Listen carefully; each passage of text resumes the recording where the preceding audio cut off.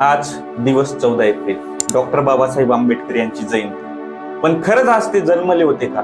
आणि त्यांच्या जन्मामागे भविष्यवाणीचे रहस्य जे की आजपर्यंत आपल्याला कोणी जास्त सांगितलेलं नाही, आणि त्यांच्या आयुष्यातले छोटे किस्से जे की ते कधीच विसरू शकले नाही. तर बघूया सगळ्या गोष्टी डिटेल्स मध्ये. बाबासाहेबांचे आजोबा मालोजीराव होते.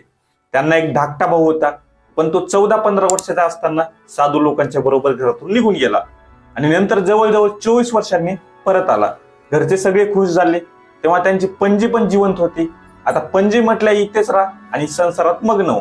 पण साधू बाबाला करायची होती तपस्या, त्यामुळे त्यांनी मालोजीरावांना कन्व्हिन्स करून परत तपस्या करण्यासाठी निघून गेले. शेवटी परत 20 वर्षांनी साधू बाबा घरी आले आणि ते मालोजीरावाला म्हटले, दादा, माझा अवतार कार्य आता संपत आला. आता मी केवळ आपली अखेरची भेट घ्यावी म्हणून आलोय. यापुढे आपली भेट होणार नाही आणि तू पण थांबायचा आग्रह नको करू. पण जाता जाता तुला एक मी अभिवचन देतो की आपल्या तिसऱ्या पिढीत एक उद्धार करता पुरुष जन्माला येऊन तो आपल्या तिसऱ्या पिढीचा उद्धार करेल. आणि एवढी भविष्यवाणी सांगून ते निघून गेले. ते काय परत आलेच नाही. पण खरंच तिसऱ्या पिढीला रामजी यांची 14वी संतान डॉक्टर बाबासाहेब आंबेडकर यांचा जन्म झाला.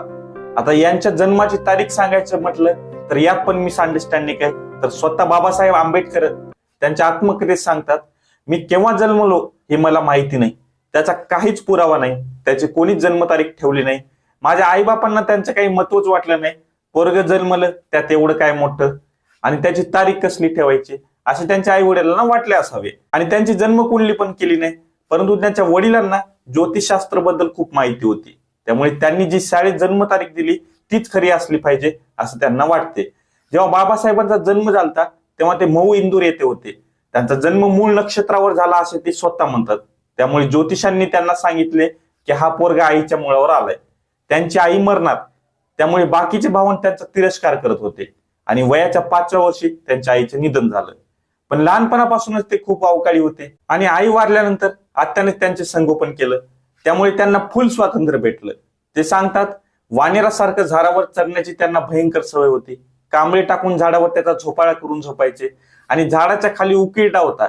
झाडावरून उडी मारली की ते उकिरड्याची सगळी राख त्यांच्या अंगावर यायची. त्यावेळी त्यांच्या गावात प्लेग होता. लोक त्यांच्याकडे बोट दाखवून म्हणायचे, एवढे लोक प्लेगने मरतात, हा का मरत नाही. एवढे ते अवकाळी होते. बालपण एकदम जसं छोट्या पोरानं जगायला पाहिजे तसं जगलं. पण हे काय जास्त दिवस टिकू नाही शकलं. त्यामागचं कारण म्हणजे अस्पृश्यता. यावर मला एक किस्सा आठवला. त्यांच्या वडिलांची खूप इच्छा होती की त्यांनी संस्कृत शिकावी, पण ते अस्पृश्य असल्यामुळे मास्तर त्यांना शिकवत नाही म्हटल्यामुळे त्यांना मजबुरीमध्ये पर्शियन भाषेकडे जावं लागलं. पण त्यांना संस्कृत भाषा खूप आवडत होती आणि त्यांना टोटल 9 भाषा येत होत्या. पण हे बघण्यासाठी त्यांचे वडील तेव्हा जिवंत नव्हते. असो, यावरनं मला त्यांच्या वडिलांचा किस्सा आठवला. रामजी म्हणजे बाबासाहेबांचे वडील ते अभ्यासामध्ये खूप हुशार होते आणि त्यांना वाटत होतं बाबासाहेबांनी कमीत कमी BA डिग्री कंप्लीट करावी. त्यासाठी रामजी खूप कष्ट करत होते. आणि जेव्हा ते मुंबईला गेले तेव्हा त्यांच्याकडे पैसे जास्त नसायचे. जे काही पेन्शन मिळायचे त्यामधून ते पुस्तक आणायचे.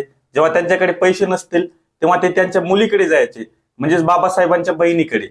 त्या पण दोघी मुंबईमध्ये होत्या आणि त्यांचं लग्न झालेलं होतं. पहिल्यांदा मोठ्या मुलीकडे जायचे, तिला पुस्तकासाठी 3 ते 4 रुपये मागायचे, पण त्यावेळी बिचारीकडे कुठे असायचे आणि ती कळकळीने नाही आहेत बाबा म्हणून म्हणायचे. मग लगेच थेट तिथून छोट्या मुलीच्या इथे जायचे. तिने एखादी पैसे नाही म्हटलं की मग तिचे एखादी दागिने घ्यायचे आणि सोनाराकडे एका महिन्यासाठी गिरवी ठेवायचे, जे की तिला लग्नात दिले होते. आणि मग बाबासाहेबांसाठी बुक घेऊन यायचे आणि त्यांना पेन्शन भेटलं की ते दागिने सोडून आणायचे आणि परत मुलीला देऊन टाकायचे. त्यामुळे त्यांच्या बहिणी पण त्यांच्या वडिलांना कधीही दागिने मागितले की द्यायचे. कधीच त्यांना नाही म्हणत नव्हते. पण बाबासाहेबांना त्यांचे वडील त्यांच्यासाठी किती दगदग सहन करतात याची अजिबात जाणीव नव्हती. जे त्यांनी नवीन पुस्तक आणलं होतं ते त्याची उशी करून झोपी जायचे. सोबत त्यांना सकाळी सकाळी भजन, अभंग दोहे म्हणायला लावित असे आणि याचा बाबासाहेबांना खूप कंटाळा यायचा. तर एवढंच नाही, त्यांनी BA कंप्लीट करावं म्हणून त्यांचे वडील रात्री 2-2 वाजेपर्यंत झोपू नये आणि 2 वाजले की त्यांना अभ्यासासाठी उठवायचे. एवढं त्यांच्यासाठी धावपळ करायचे.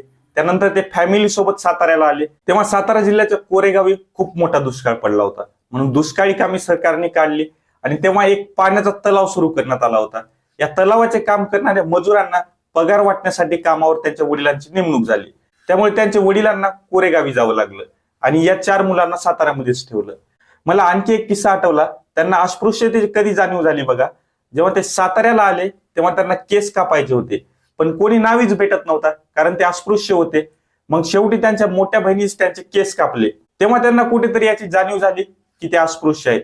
त्यानंतर तितक्यातच एक मोठा प्रसंग घडला. हा प्रसंग एवढा मोठा होता की बाबासाहेब रडायलाच लागले. जेव्हा त्यांचे वडील कोरेगावला होते तेव्हा त्यांना ते पत्र पाठवत होते. त्यांनी एक वेळेस म्हटलं, कोरेगावला तुम्ही पण या. त्यामुळे बाबासाहेब खूप खुश झाले, कारण की ते पहिल्यांदाच आगगाडीमध्ये बसून जाणार होते. त्या अगोदर त्यांनी आगगाडी पाहिलीच नव्हती. त्यामुळे त्यांच्या खुशीचा ठिकाणच राहिला नव्हता. सोबतच त्यांच्या वडिलांनी पैसे पण पाठवलेत ते कपडे वगैरे घेण्यासाठी. आणि यांनी एकदम रुबाबदार कपडे वगैरे घेतले. एकदम चांगल्या घरचे दिसत होते, कारण त्यांची पर्सनॅलिटीच होती तशी. ते, त्यांचा भाऊ आणि बहिणीची मुली इतके जण वडिलांना भेटायला निघाले. त्यापूर्वी त्यांना पत्र लिहिलं होतं, परंतु ते पत्र नोकराच्या हलगर्जीमुळे त्यांच्या वडिलांना मिळालं नव्हतं. त्यांना वाटलं रेल्वे स्टेशनवर त्यांना घेण्यासाठी नोकराला पाठवतील, त्यामुळे ते तिथे नोकराची वाट बघत बसले. अर्धा पाऊण तास झाला स्टेशनवर वाटच पाहत होते, पण कोणी यायलाच तयार नाही. आणि स्टेशनवर त्यांच्याशिवाय कोणी राहिलं पण नाही. आणि त्यांचा पोशाख ब्राह्मणासारखा दिसत होता.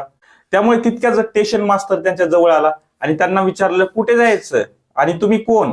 पण त्यांनी आम्ही महार असे म्हणतात स्टेशनच्या मास्तराला धक्का बसला आणि तो दचकून 5-6 पावले मागेच हटला. तरी पण त्यांच्या पोशाखावरून कोणीतरी सुखवस्तू महाराची मुले हे त्यांनी जाणले आणि त्यांना गाडी करून देण्याचे ठरवले. परंतु संध्याकाळी 6-7 वाजेपर्यंत एकही गाडीवाला त्यांना सोडायला तयार नव्हता. त्यामागचे कारण म्हणजे ते महाराची मुले होते. म्हणून शेवटी गाडीवाला तयार झाला, परंतु त्यांनी एक अशी आड घातली की तो काही गाडी चालवणार नाही. पण बाबासाहेबांनी पलटणीत दिवस काढल्यामुळे त्यांना गाडी हाकणे काही कठीण वाटले नाही आणि ते शेवटी कोरेगावच्या मार्गाला निघाले. गावाच्या बरंच दूर गेल्यावर तिथे एक नाला लागला. तो गाडीवाला म्हणाला, तुम्ही इथेच भाकरी खाऊन घ्या, पुढे प्यायला तुम्हाला पाणी मिळणार नाही.